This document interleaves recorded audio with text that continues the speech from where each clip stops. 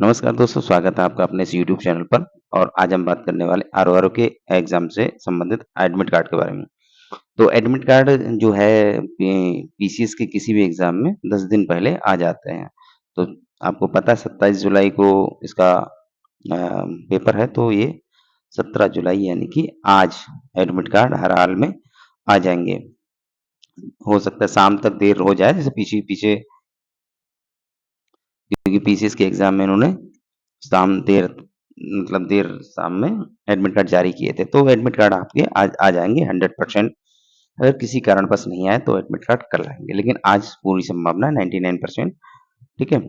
अब एक सवाल आता है, कुछ लोग पूछ रहे हैं कि किन लोगों का एडमिट कार्ड जारी होगा, किसका नहीं आएगा एडमिट कार्ड? क्योंकि कुछ लोगों ने पिछली बार आरओ में परीक्षा में शामिल नहीं हुए थे। जो लोग शामिल नहीं हुए थे और वो लोग अब शामिल होना चाह रहे हैं, तो अब उनको डर है कि अ, क्या हमारा एडमिट कार्ड आएगा, नहीं आएगा? तो उनके लिए बता दूँ कि एडमिट कार्ड इस बार सबका आएगा। जो परीक्षा में शामिल हुए थे वो, और जो परीक्षा में शामिल नहीं हुए थे वो, सबका एडमिट कार्ड आएगा। जिसका आयोग ने रिजेक्ट नहीं किया है, वो सभी एडमिट कार्ड जारी होंगे। 10,76,000 इसमें बच्चे शामिल होने वाले हैं, लगभग इतने लोगों का ही एडमिट कार्ड जारी होगा। अब इतने लोगों का एडमिट कार्ड जारी होगा तो एग्ज़ाम सेंटर में भी दिक्कत आएगी।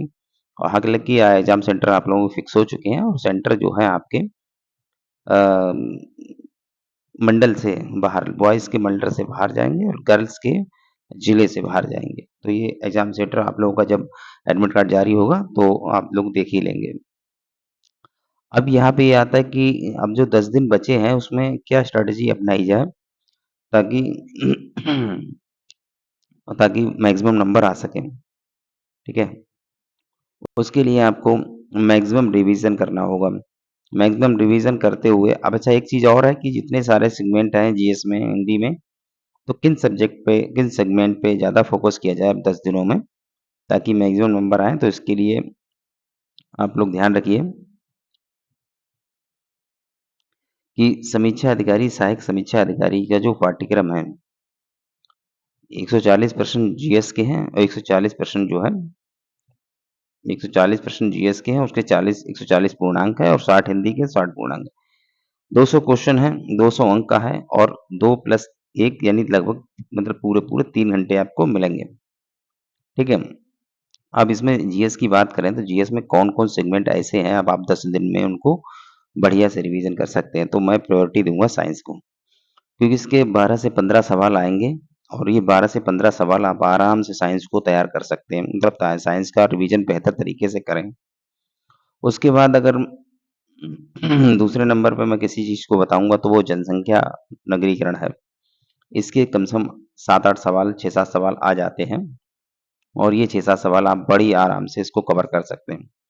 भारतीय कृषि में भी सवाल ज़्यादा टफ नहीं आते हैं, 4 से 6 सवाल इसके भी आते हैं, और ये भी आराम से हो जाते हैं। इसके बाद अगर हम किसी चीज़ से वो देखेंगे तो यूपी स्पेशल छोटा-सा सेगमेंट है, आप उसको रिवीज़ कर लीजिए। 8 से 10 सवाल यहाँ से आपके फँस जाएँगे, ठीक है? और सही भी होंगे, क्योंकि ये नॉर्मल से सवाल आते हैं इसमें यूपी स्पेशल से, और यूपी स्पेशल आपका पढ़ा हुआ भी होगा। उसके बाद अगर मैं किसी को बताऊँगा तो सामान्य बौद्धिक क्षमता है, क्योंकि ये जिसकी मैथ रीज़निंग कमज़ोर है तो उनके लिए तो दिक्कत है, वरना ये 12 से 15 लगभग 15 सवाल इससे आते ही हैं हर साल। तो 10 सवाल यहाँ से हो गए, 15 यहाँ से हो गए, 25, और लगभग 8 सवाल यहाँ से हो गए, और 4-6 सवाल यहाँ से हो गए, ठीक है? और लगभग 15 सवाल यहाँ से हो गए। तो इन सारे सेगमेंट को देखा जाए तो बड़े आराम से हो सकता है। दूसरा, राष्ट्रीय आंदोलन की जो मेन-मेन घटनाएँ हैं, उनको रिवीज़न कर लीजिए। उनकी जो संस्थाएँ हैं, उनकी जो सन याद आपने की उसको रिवाइज़ कर लीजिए, है ना? ये सारी चीज़ें आप देख लीजिए। गांधी युग के बारे में, गांधी के कुछ आंदोलन हो गए। भारतीय राजतंत्र यानी राज व्यवस्था की बात कर रहे हैं, राज व्यवस्था में अनुच्छेद हो गए, भाग, अनुसूची, ये सारी चीज़ें आप देख लीजिए। इनको देखने के बाद आप हिंदी में अगर देखेंगे तो हिंदी में सारे 10-10 शब्द, वहाँ 10-10 प्रश्न मतलब उससे बनाए जाएँगे।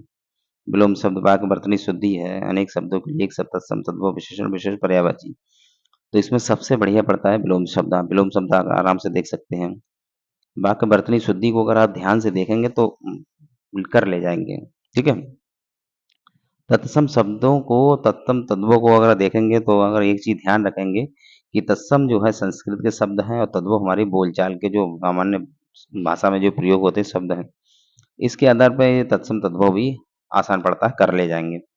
विशेषण विशेष को अगर समझ लिया तो ये हो जाता है, ठीक है? अब उसके बाद जो बचता है अनेक शब्दों के लिए एक शब्द, ये थोड़ा-सा रहता है कि हाँ, क्या है? तो उसमें कुछ ख़ास चीज़ें हैं वो आप पढ़ लेंगे तो वो भी हो जाएँगे जो इम्पोर्टेंट आप पीवाईक्यू को देखेंगे तो उससे हो जाएगा। पर्यायवाची शब्द जो हैं, ये थोड़े से टफ पड़ते हैं।